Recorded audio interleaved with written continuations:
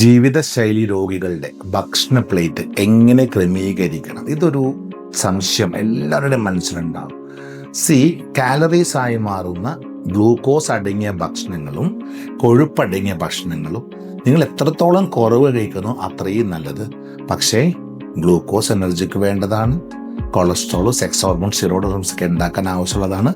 ഒരു നിശ്ചിത അളവ് അത് വേണം. പട്ടിണി കിടന്നാൽ രോഗങ്ങൾ മാറുന്നുള്ള ചിന്ത പാടില്ല. പകരം എന്താ കൂട്ടേണ്ടത്?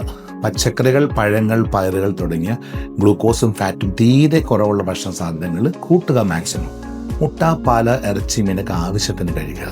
നമ്മൾ എടുക്കുന്ന പ്ലേറ്റിൽ മോർ ദാൻ 50% പ്രകൃതിയുടെ ഭക്ഷണങ്ങൾ, പച്ചക്കറികളും പഴങ്ങളും പയറുകളും ആക്കാൻ ശ്രമിക്കുക.